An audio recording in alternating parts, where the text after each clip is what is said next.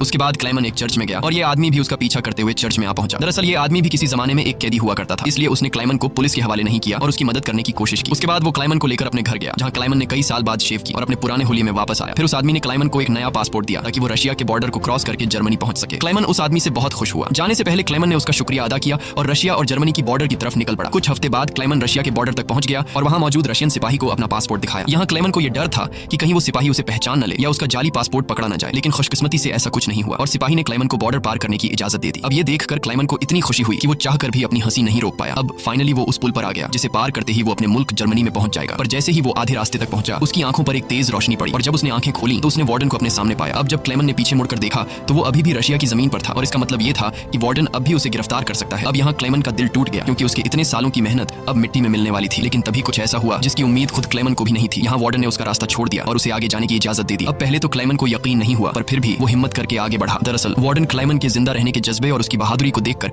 उससे काफी इंस्पायर हुआ, इसलिए उसने क्लाइमन को गिरफ्तार नहीं किया और उसे अपने मुल्क वापस जाने दिया। और तभी वार्डन उससे ये कहता है, ये लड़ाई बस दो सोल्जर्स के बीच थी, एक मैं और एक तुम, और इसे तुम जीत गए, जाओ अपनी जिंदगी जी लो। अब फाइनली क्लाइमन ने उस बॉर्डर को पार किया और अपने देश जर्मनी पहुंच गया। इसके बाद वो अपने घर के करीब पहुंचा जहां उसने अपनी बेटी और बीवी को देखा। अब थोड़ी देर बाद वो दोनों चर्च जाने के लिए घर से निकलती हैं तो क्लाइमन भी उनका पीछा करता हुआ चर्च में आ गया। हालांकि क्लाइमन ने अभी तक अपनी बेटी को आवाज नहीं दी थी क्योंकि उसे उम्मीद थी कि एक दिन जरूर उसके पिता आएंगे। जब उसकी बेटी ने पीछे मुड़कर देखा तो उसने अपने पिता को पहचान लिया और दौड़कर अपने पिता को गले से लगा लिया। अब इतने सालों बाद क्लाइमन को जिंदा देखकर उसकी वाइफ की खुशी का तो कोई ठिकाना नहीं था। फाइनली उन तीनों ने एक दूसरे को गले लगाया और इसी के साथ सच्ची कहानी पर बनाई गई ये फिल्म यहाँ पर खत्म हो गई। उम्मीद है आपको आज की कहानी पसंद आई हो। अगर आपको ये वीडियो अच्छी लगी हो तो इसे लाइक कर देना और चैनल को सब्सक्राइब कर